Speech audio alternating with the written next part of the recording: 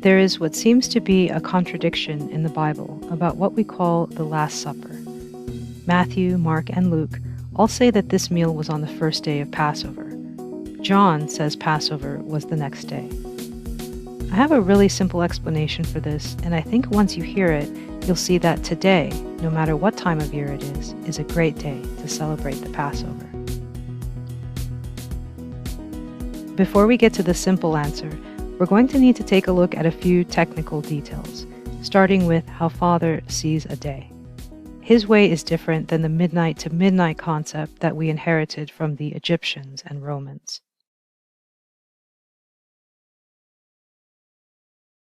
A day in Father's calendar has 4 parts. There is night, which in Hebrew is Laila, morning, which is Boker, day, which in Hebrew is Yom. We would call this part of the day daytime in English. And there is evening, which is Erev. These 4 parts make up a full day: night, morning, daytime, and evening. Notice that the daytime part is called Yom, and the full day with all 4 parts is also called Yom. When you celebrate a Sabbath, it's written that you are to do it from evening to evening, meaning don't wait until the nighttime to start your Sabbath. Start at the end of the previous day to make sure you capture the full day of the Sabbath. The example he gives us for this is the Day of Atonement, which is the 10th day of the 7th month.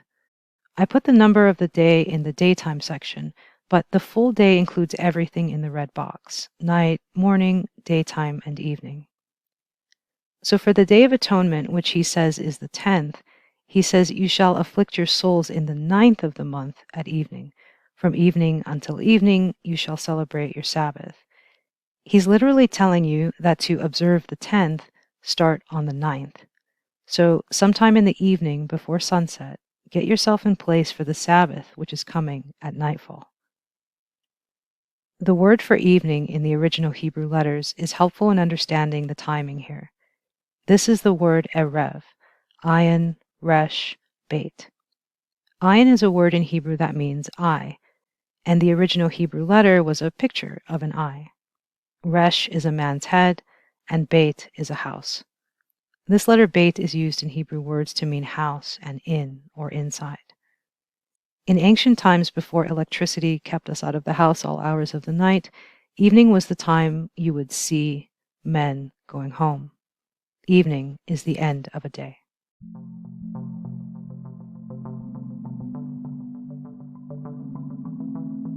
In the first month of the year, which Father calls Aviv, he told Israel to keep a few appointed times to remember the Exodus. The 14th of Aviv was to be known as the Passover of Yohevohe. On this day, in the daytime, the Passover lamb had to be sacrificed. This was also the day to remove leaven from your house, because for the next 7 days, no leaven is allowed inside. The next 7 days were the Feast of Unleavened Bread.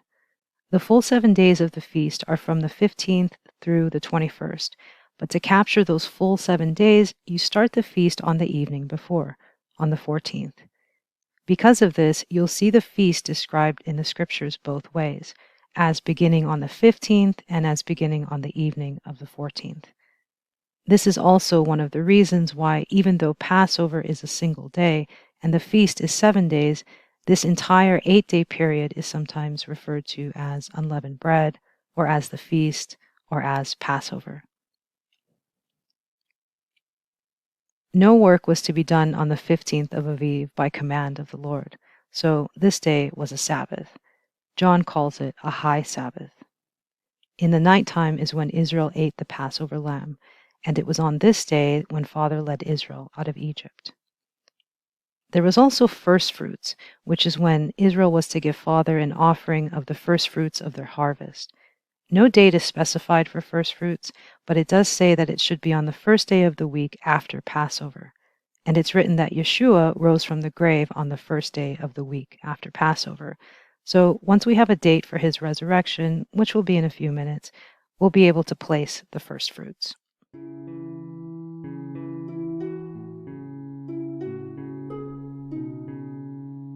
The Gospel accounts of the Last Supper begin on the 13th of Aviv. They called this day the first day of the feast, since they were living under the Roman Empire, where a day is midnight to midnight, and the feast was beginning later that same Roman day.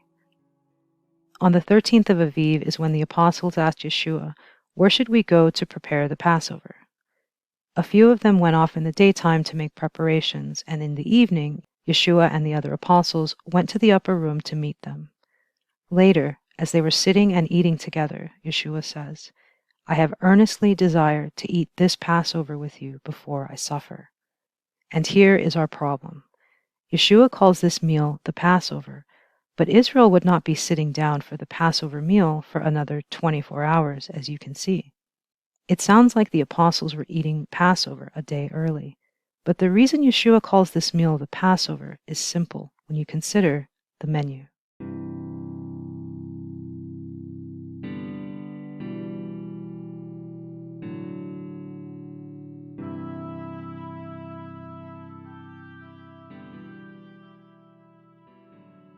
The apostle wrote that Yeshua is our Passover who was sacrificed.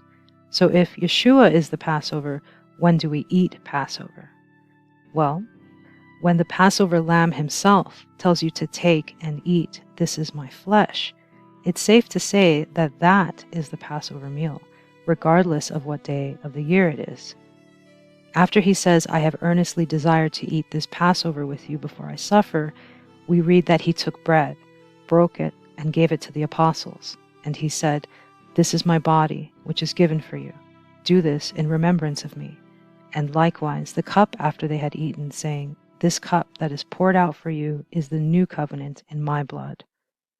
This meal that we now call communion is the Passover of the new covenant, the covenant where Yeshua is the Passover lamb. This is the Passover that he earnestly desired to share with the disciples. The Lamb of the Exodus was slain to save Israel for one night, but he knew that his death was about to save his friends forever. There's a foreshadow of Yeshua's Passover meal in the Hebrew word Shem, which means name. The only ones who Father will let live are those whose Shems are in the book of life. And having a Shem, a name, is used all throughout the scriptures to symbolize life itself. If he blots out your Shem, for example, you're dead. The word Shem is spelled Shin Mem. Shin is a word in Hebrew that means teeth, and in the original Hebrew alphabet, the letter Shin was a picture of teeth. Mem was a picture of water. So this word Shem by the letters means to eat and drink. If you eat and drink, you are alive. Therefore you have a name on this earth. Those whose names, whose Shems, are in the Lamb's book of life, eat and drink of Yeshua, our Passover lamb. The apostles were the first ones to eat this Passover of the New Covenant, and they ate it on the 14th of Aviv. It's no coincidence that Father had told Moses in the wilderness that the 14th of Aviv was a day that was to be called the Passover of Yohevohe. Later that same day on Father's calendar, in the daytime, is when our Passover lamb Yeshua was crucified and buried, and this became day 1 of his 3 days and 3 nights in the heart of the earth. There's night 1, day 2, night 2, day 3, and night 3. So it was on this day in Father's calendar, on the 17th, when Yeshua rose from the grave. It's written that while it was still dark, the women went to the tomb, and when they arrived at sunrise, he was not there, because he had already risen. It's written that he rose the first day of the week, after the Sabbath, which makes this day first fruits. It's written that he spent 3 days and 3 nights in the heart of the earth. It's written that he rose after 3 days. Now this would be 3 daytime yoms. It's also written that he rose the 3rd day.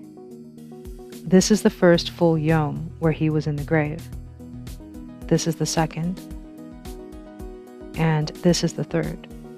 He rose the 3rd yom, that is, the 3rd day. And lastly, it's written that he rose in 3 days, which is also referring to these same 3 full yoms. And here is the full picture. Hopefully this video clears up any questions you may have about Yeshua's last few days here on earth before his return. And at the very least, if your Shem is in the book of life, hopefully it was a good reminder to eat and drink in remembrance of him.